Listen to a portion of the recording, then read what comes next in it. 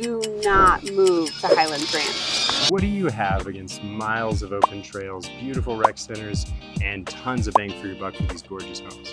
Okay, not much, but if you're thinking of making the move to Highlands Ranch, there are absolutely some cons that you've got to know about before you take the plunge.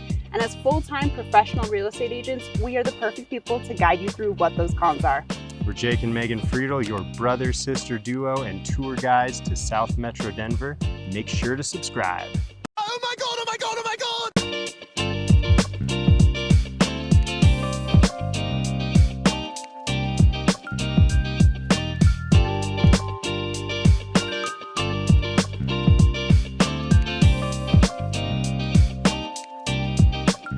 I help so many people buy and sell right here in Highlands Ranch that absolutely love it. But I also have a handful of folks come to me and say, I'd rather steer clear of the ranch. They want to go elsewhere to find unique styles and historic charm. I'll admit here, you're going to trade out that historic charm for maybe some more updated features and modernized layouts.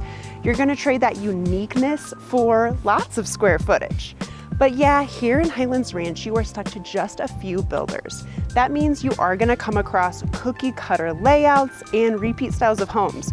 You might find yourself walking down the street, kind of unable to determine one home from the next. Okay, I'm not here to completely argue with my sister about the cookie cutter nature of Highlands Ranch. It is true. But where else do you see a beautiful Tuscan revival neighborhood where you don't have a bunch of new builds that you spend millions of dollars to do it? Right here in Highlands Ranch, we've got this beautiful neighborhood, okay? And you're trading the rustic charm of an older home for a newer home with modern infrastructure like copper piping and a functional layout that actually works for today's modern life without tearing down a bunch of walls.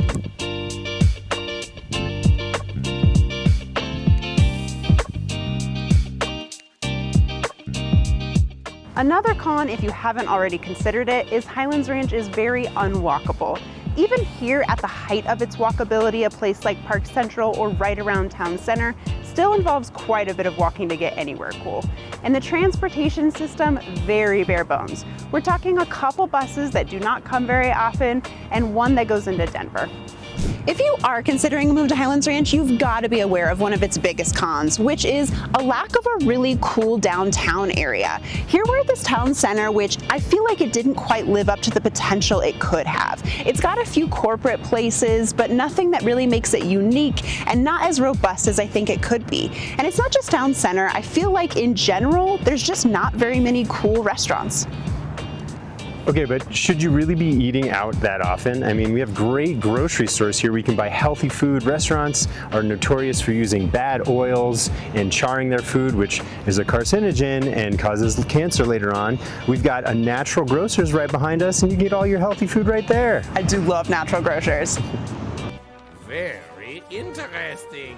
Okay, and there are actually some cool spots here. Right behind me, you got Old Blinking Light, which has the best happy hour in town, as well as Lansdowne Arms. And if you can see, there's an outdoor patio on the bottom and a rooftop patio. Great specials there. We've got some cool stuff that's just a few minutes away in the Central Park development. You've got Postino there, and we're just 20 minutes from downtown Littleton, a few minute drive from Lone Tree, where there's tons more restaurants, an easy drive up to Greenwood Village, where there's some really cool stuff. So there are good access to restaurants here. And as much as I make fun of the 400 breakfast restaurants here, who's not up for a boozy breakfast, you know, a little boozy brunch? We're too old to be drinking in the night anyway. I've got kids, man, they wake up at 6 a.m. no matter how much I drink.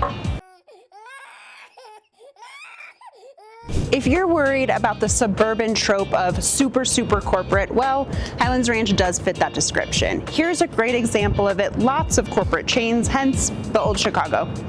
But let me tell you what's great about corporations. It means reliability, consistent food quality, consistent service, and you know what you're gonna get.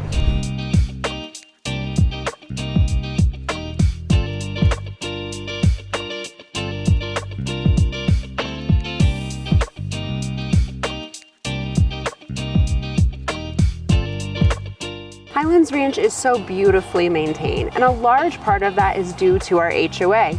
But for a lot of people, an HOA is a dirty word. If you don't like getting nasty grams about having weeds in your lawns, you don't like paying an extra fee, and you want to keep campers and things like that on the side of your home, this might not be a fit for you. But I like green lawns. I like that my neighbor can't paint their house Pepto-Bismol pink. I like a beautiful neighborhood. Besides, did you know that all of the outdoor space in Highlands Ranch is actually maintained by the Metropolitan District here? So it's all included in your incredibly low Douglas County tax fees already. Plus, you get all these rec centers and these amazing things for under $60 a month with your association. It's pretty reasonable. When you're new to Highlands Ranch, you're gonna pretty quickly realize that the roads here are super windy. One minute you're headed east, and the next minute you're headed north, and you're still on the same road. Not only do people just find this annoying in general, some people say it's really easy to get lost here. Not to mention, all of the roads here are really similarly named, just to add to the confusion. Okay, but they master planned this community to have those windy roads. The reason being is that it's never shorter to cut through a neighborhood than it is to stay on the main road. So this cuts down on neighborhood traffic, it's safe for your kids, and just more pleasant to have less people driving through your neighborhood all the time. Here on this Highlands Ranch trail, we've got a beautiful view of downtown Denver. But the reason it's these teeny tiny little buildings right here is because it's very far away. We're talking easily a 45-minute commute. Forget about traffic. Good, fine, we don't want to go there anyway. There's nowhere to park, there's pollution everywhere. Love it out here with the clear blue skies, no pollution, and huge parking spots. It is peaceful. Let's talk about cost of living here, because some folks see all these cons and they are totally okay with all these things in exchange for all the incredible qualities that you get here. But it does have a median sale price of $740K. Compare that in perspective to our neighbors over at Castle Rock, $719K, or you take the southern Denver suburbs as a whole, around $700K. It's a pretty big difference.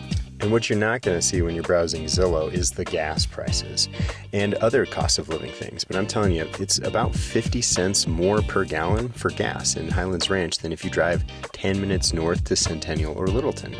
Yeah, that's true. And with all this talk of price point, growing up in Colorado, I remember thinking of Highlands Ranch as a little hoity-toity because of this. Oh yeah, we used to make so much fun of Highlands Ranch. I'm now not sure why, because I look at it now and I think, wow, this is a really nice place to live. Yeah, some people still assign kind of a stuffy vibe to the ranch, but overall I find it not to be true. It's a really incredible, friendly community. So whether you're ready to move in 9 days or 900 days, we are full-time real estate agents and lifelong experts in Southern Denver living. We are here to help you find your perfect place.